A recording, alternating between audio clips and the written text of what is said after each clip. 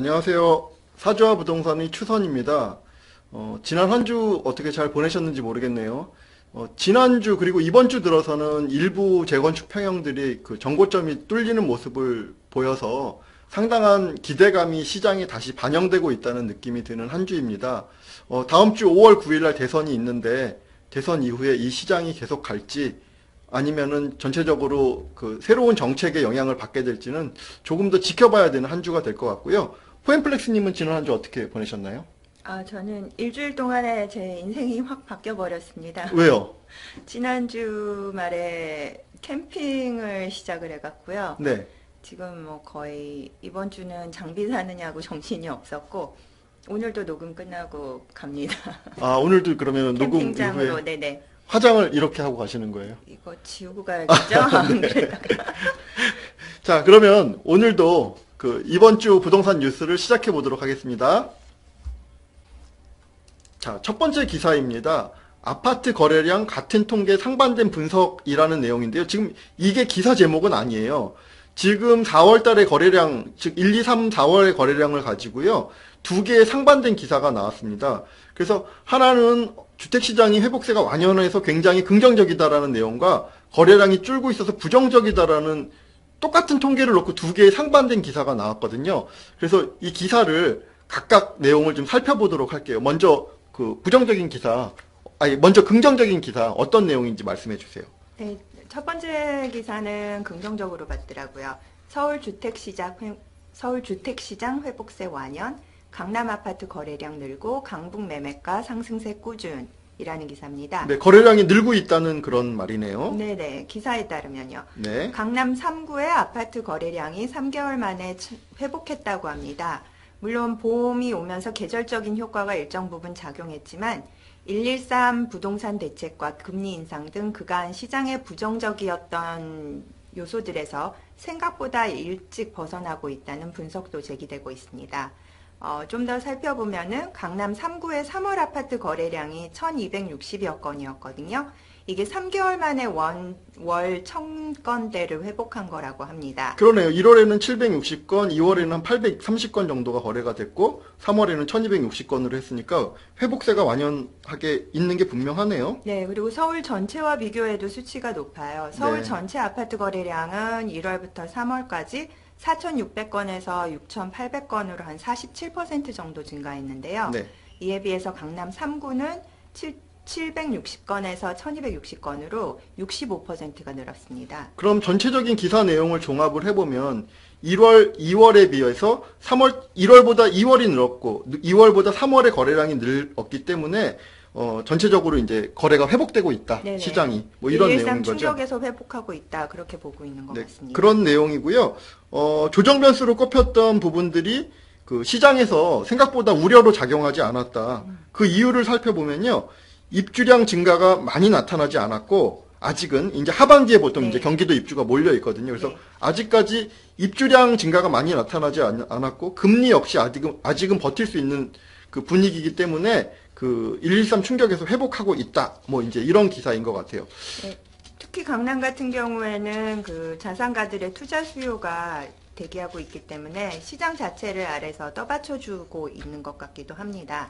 그렇죠. 이제 언제든지 조금만 조정되면 강남 아파트를 사고 싶다는 수요는 아주 많으니까요. 그렇긴 한데 입주량은 어차피 현실이고 미래의 현실이고 다가올, 그리고 금리도 올라가고 있는 거는 마찬가지인데 네. 지금 사는 이유가 있을까요?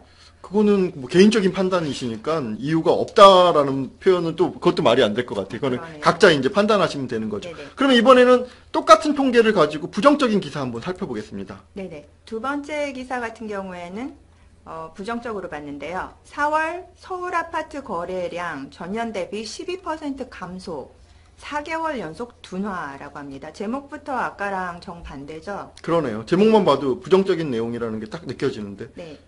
4월 본격적인 봄 이사철이 시작됐지만 서울 지역 아파트 매매는 예년 수준에 못 미치는 것으로 나타났다고 합니다. 113 부동산 대책 이후 수요 심리가 계속 그 충격에서 회복이 더디다고 하고 있는데요. 특히 하반기에도 뭐 차기 정부의 규제 강화 등 여러 가지 부동산 악재가 기다리고 있는 만큼 수요자들은 당분간 매수 타이밍에 신중을 기할 것으로 보인다고 합니다. 지금 4월 아파트 매매 거래량 추이 지금 이 표를 보니까 아까 전번에 지금 그 긍정적인 네. 기사는 월별로 비교를 해서 월 거래량이 회복하고 있다라는 내용인 것 같고요. 네. 두 번째 기사는 2015년도에 13,700건이 거래가 되다가 16년도엔 8,400, 17년도엔 5,700으로 거래량이 점차 줄고 있어서 부정적이라는 지금 그 내용인 거죠. 네. 그러니까는 똑같은 올해의 통계를 가지고 월별로 적용을 했느냐, 연도별로 적용을 했느냐에 따라서 지금 상반된 분석이 나오고 있는 거네요. 이게 어느 쪽 분석을 참고하는 게 좋을까요, 그럼? 보통 사람들이 이제 보고 싶은 쪽만 보니까 장님 코끼리 만지기입니다. 네네네. 네네. 자기가 코 만지고 싶으면 코를 보고, 뭐, 네. 다리 만지고 싶으면 다리를 만지는 건데, 여하튼 양쪽 기사를 둘 다 유의해서 볼 필요는 있는 것 같고요.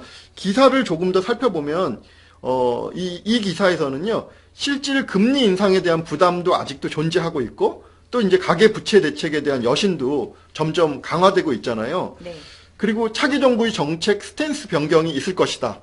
이번에는 지금 아까 모두에서도 말씀드렸지만 5월 9일이 이제 우리가 선거일이잖아요. 네네. 그럼 예전에는 보통 이제 인수위 기간을 뒀지만 올해는 좀 특별한 상황이기 때문에 당선되자마자 이게 취임을 해요. 네. 그렇다고 하면 바로 당선되자마자 정책을 쏟아낼 가능성이 있기 때문에 그런 이제 차기 정부의 정책 스탠스가 어떻게 될 것이냐. 그리고 여기도 이제 전 기사에서도 입주 물량에 대한 그런 부분은 얘기했지만 역시 하반기 입주 물량의 증가 등 이후 시장 환경이 만만치 않다. 이렇게 기사를 끝을 맺고 있습니다. 네. 대선 후보 토론회에서 나와서 하시는 말씀들이 그 5분 중에 뭐 다른 후보들도 있지만요. 한 분이 당선되는 순간에 거의 바로 정책으로 적용이 된다라고 볼 수도 있는 올해 거거든요. 같은 상황에서는 그렇게 봐야 될 것 같습니다. 볼 수도 있는 것이 아니라 왜냐하면 말씀드린 것처럼 그 인수위가 없으니까요. 올해는. 그래서 문제는 이제 그 전반적인 정책이 어떻게 짜여지느냐. 물론 이제 당선된 다음에 바로 정책들을 쏟아내겠지만 네. 좀 유심히 봐야 될 필요가 있을 것 같아요. 네. 자, 포인플렉스님 다음 두 번째 기사 소개해 주세요. 네. 은퇴자 몰리는 부동산 임대업 호재보다 악재 많아. 지난 25일 발표된 하나금융 경영연구소 보고서 내용에 따르면 네. 은퇴 예정 연령 인구가 크게 늘어나면서 고정적인 수입을 올릴 수 있는 부동산 임대업에 대한 관심도 높아지고 있다고 합니다. 자연스러운 거죠. 하지만 이런 부동산 임대업 시장에 향후 호재보다 악재가 더 많다는 전망을 내놨습니다. 이 보고서 제목이 호재보다 악재가 더 많은 부동산 임대업이라고 합니다. 이 내용에 따르면 향후 20년간 은퇴 연령인 60세에 도달할 인구는 모두 1,722만 명으로 현재 주민등록상 인구의 33.3%에 달한다고 합니다. 딱 3분의 1이네요. 3분의 1이 이제 은퇴 연령이라는 네네, 거죠. 고령 사회에 네네네. 진입하는 거죠. 네, 이들의 안정적인 수입, 미래 수입에 대한 관심이 커지고 그리고 저금리 및 저성장 경제 상황이 겹치면서 부동산 임대 시장에 진입하려는 수요도 꾸준히 성장하고 있습니다. 일단 이 보고서는 저희가 만든 건 아니죠. 예, 이런 거 한번 만들어 주시죠. 수 리포트. 그 뭐 능력이 안 돼서 25일 날 발표한 하나금융경영연구소 보고서의 내용이고요. 이 내용에 따르면 지금 말씀하신 대로 이제 그렇게 볼 수 있는데 사실 제 주변만 봐도 은퇴 이후에 뭘 해야 되냐를 고민하시는 분들이 너무너무 많으시고 결국은 그래서 다 건물이나 상가를 보시는 것 같아요. 네. 어떻게 보면 노령화는 이제부터 시작이라는 측면에서 보면 이거는 굉장히 많은 대기 수요자들이 기다리고 있는 거 아니야? 뭐 이제 이런 생각 충분히 가능한 것 같아요. 네, 제 주변에도 어르신들 보면은 뭐 연금만으로는 남은 여생을 살기에 부족하죠. 예, 그렇죠. 예. 그러다 보니까 뭔가 추가 수입이 필요한데, 그러니까 결국은 집 한 채라도 더, 혹은 뭐 상가라도 하나, 그래서 거기서 월세 받으면서 그걸로 살아야지라고 생각을 하고 계시더라고요. 그러다 보니까 이렇게 많은 그러니까 물반 고기반인 네. 대기 수요자가 이렇게 많은 시장이면 긍정적인 호재가 더 많아야 될 것 같은데 악재에 대해서 이제 얘기하는 내용을 잠깐 살펴보면요. 네. 작년에 이제 그 실제로 투자 대안별 수익률을 보면 정기 예금이나 채권 펀드는 약 한 1% 중반대 수익률을 올렸고요. 네. 주식 펀드 같은 경우는 약 3.3%의 수익률을 올렸다고 해요. 높네요. 아, 그러면 지금 주식 저희는 펀드가 그 정도 수익률이 안 나오시는 예, 건가요? 아니면 저희는 직접 투자를 했기 때문에. 아, 그러시군요. 네네. 근데 그러니까 예금이나 주식 펀드가 뭐 1%, 3%대 수익률인 반면에 오피스나 상가는 그거에 비해서 약 한 6% 수익률이니까 사실 보고서상의 수익률이 좀 높게 잡힌 게 아닌가 싶습니다. 왜냐하면 정기예금 1.5% 안 나오고요, 솔직히.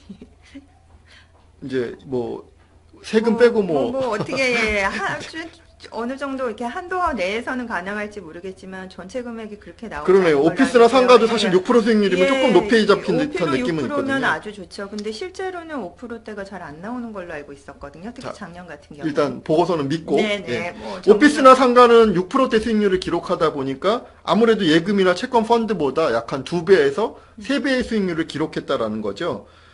그렇지만 보고서에 따르면 그렇지만 향후 임대 시장은 호재보다 악재가 많다라는 건데요. 그 원인을 살펴보면 그 첫 번째 이유는 인허가 물량이 많이 증가했다 그럽니다.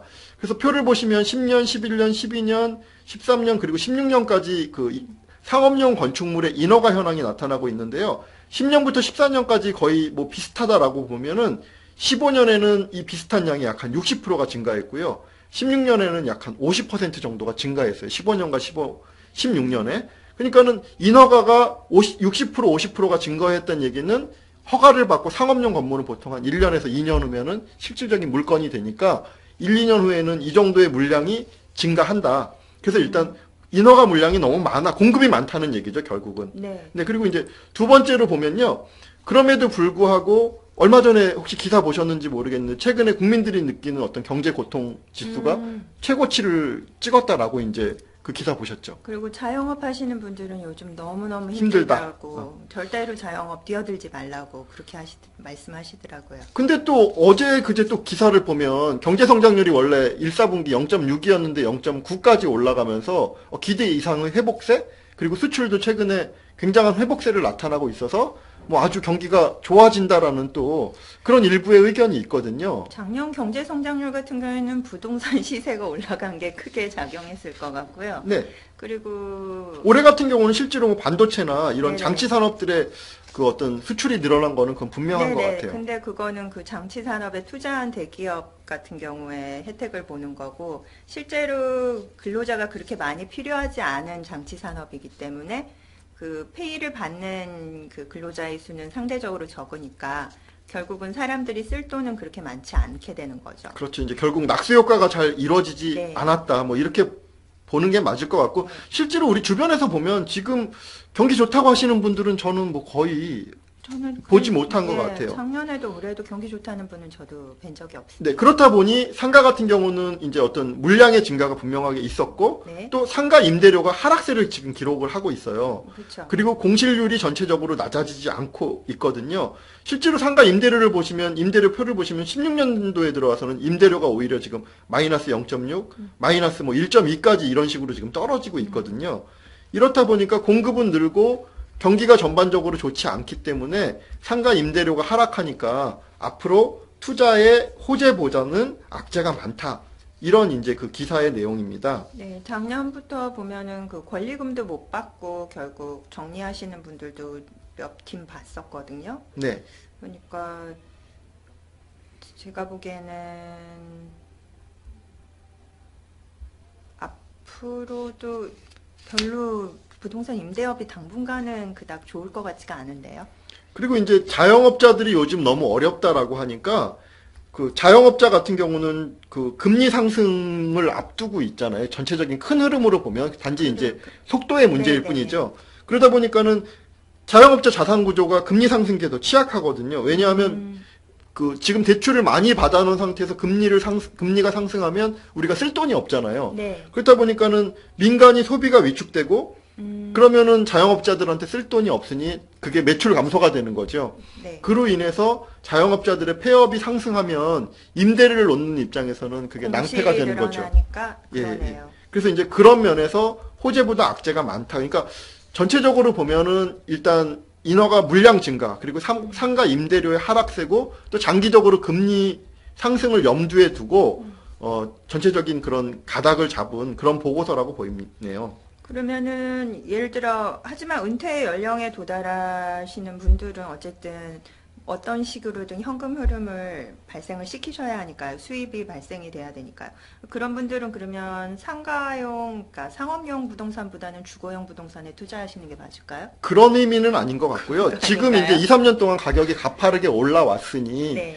지금 가격대에서 지금 투자하지는 그렇지, 말아라. 그렇죠. 이제 그런 의미로 받아들이셔야 되고, 아까도 말씀드렸지만, 기본 원리 자체는 사실은, 앞으로 노령화 사회를 앞두고 있고, 그분들이 누구나 임대를 꿈꾸고 있거든요. 네. 그럼 사실 분들은 얼마든지 있다라는 전제하에, 지금 현재 가격, 그리고 현재 어떤 상가 임대료를 봤을 때 수익률, 이런 것들이 나오지 않으니, 가격이 근데 낮아지면 수익률은 다시 높아지게 되니까요. 네네. 예, 이제 좀 조정받는 시기에 뭐 매수를 해도 좋지 않나. 여하튼 이 보고서는 지금 현재를 기준으로 했다는 거. 네. 그 정도는 좀 알고 계셔야 될 것 같아요. 네.